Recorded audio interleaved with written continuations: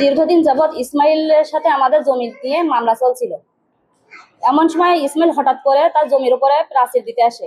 জমিতে আমার বাবা বাধা প্রদান করলে আমার বাবার উপরে তারা নির্মমভাবে অত্যাচার চালায়। আমি সেখানে রক্ষা করতে গেলে আমার উপরে অমানবিকভাবে তারা নির্যাতন চালায়। এমন অবস্থায় ক্যাম্পের পুলিশ, শিওরদা ক্যাম্পের পুলিশ থেকে শুরু করে থানার পুলিশ, পিবিআই এবং সিআইডি, সদর হাসপাতাল, তারপর জিওরগাছা হাসপাতাল, সবাই আমার উপরে অত্যাচার চালাতে থাকে। তারা কোনো সঠিকভাবে কোনো তথ্যই আমাকে প্রদান করেনি। কেস চলা অবস্থায় ইসমাইল হোসেন আমেরিকায় চলে যায়। আমার সাথে ঘটনার সাথে জড়িত ইসমাইল হোসেন, ইসমাইল গাজী, আজিজুর রহমান রিপন, ইমরান হোসেন, হাশেম, মিন্টু, সাকিব, সুমন এবং তানজিম, তিনজন দেশের বাইরে থেকে চলে গেছে কেস চলাকালীন অবস্থায়। বাদ বাকিগুলো দেশে আছে, কিন্তু পুলিশ তাদের কোনো সময় ধরার জন্য চেষ্টা করেনি, বরং আমার উপরে এসে অত্যাচার করেছে। আমার স্বামী এবং বাপ ভাইয়ের উপরে মামলা দেবে এবং তাদের প্রাণনাশের হুমকি দেয়, যাতে আমি মামলা উঠাইনি। এবং আমি বারবার চাচ্ছি যে যশোর থেকে আমার সার্টিফিকেট ওঠানোর জন্য, কিন্তু যশোর এলাকার আমার সার্টিফিকেট প্রদান করেনি।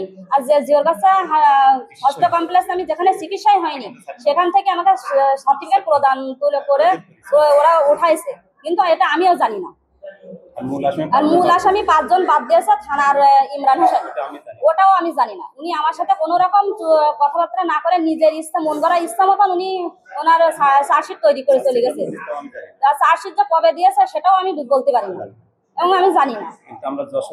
কিন্তু আমরা যশোরের সার্টিফিকেট চাই এবং আমার চিকিৎসা যাতে সঠিক সার্টিফিকেটটা আমি পাই, তার জন্য আমি সবার কাছে অনুরোধ জানাচ্ছি। এবং জজ সাহেব বারবার বলছে যে যশোরের সার্টিফিকেটটা নেওয়ার জন্য, কিন্তু প্রশাসন তাদের পক্ষে কাজ করছে, আমার সার্টিফিকেট দিচ্ছে না। যেখানে আমি ভর্তি থাকি হাসপাতালে, যশোর হাসপাতালে 7 দিন, সেখানে আমাকে দেখানো হয়েছে মাত্র 2 দিন। এবং আমি যখন মামলা করতে যাই, তখন আমার উপরে আমার স্বামী সহ সবার উপরে হুমকি দেয় এবং আমাকে বাধা প্রদান করে, যাতে আমি মামলা না করতে পারি। এখনো সিআইডি তদন্ত চলছে। এই তদন্তের জন্য সঠিক দেয়, নামগুলো যেন ওঠে এবং সার্টিফিকেট যশোর থেকে যেন সার্টিফিকেটটা ওঠানো হয়। এই জন্য আপনাদের স্বর্ণপন্ন হচ্ছে। আমরা ন্যায্য বিচার চাই।